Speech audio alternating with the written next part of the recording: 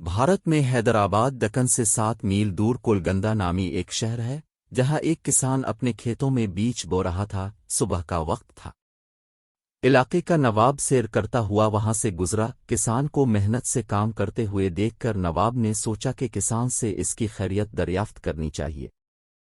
وہ گھوڑے سے اترا اور کھیت کے کنارے پہنچ کر کسان سے پوچھا، کیوں بھائی، کھیتی باڑی میں تم اس قدر محنت کرتے ہو، کتنا کچھ کما لیتے ہو، کچھ فائدہ بھی ہوتا نہیں؟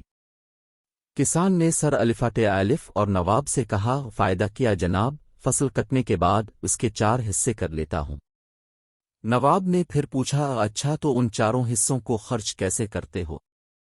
کسان نے جواب دیا، ایک حصہ تو حکومت کے ٹیکس میں چلا جاتا ہے، دوسرا حصہ قرض چکانے میں ختم ہو جاتا ہے، تیسرا حصہ الفادیار دیتا ہوں اور باقی چوتھا حصہ یوں ہی لاٹا دیتا ہوں۔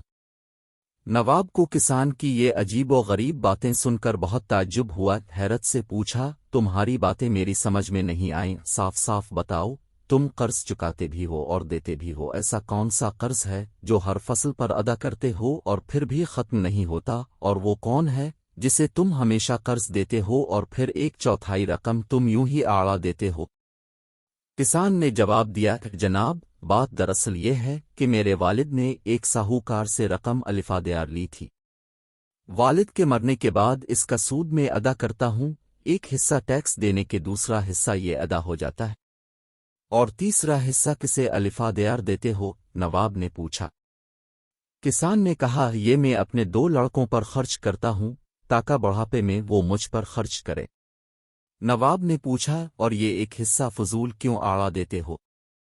کسان نے کہا، میری ایک لڑکی بھی ہے، اب کو پتہ ہے کہ آج کل جہیز کے بنا شادی نہیں ہوتی، اور جہیز ایک فضول رسم ہے، چوتھا حصہ اس کے جہیز کے لیے رکھتا ہوں، میری نظر میں یہ رقم لٹانا ہی ہوا۔ نواب اس کی مدلل گفتگو سے بہت متاثر ہوا اور ایک بڑی رقم اسے انعام کے طور پر دے کر رخصت ہو گیا۔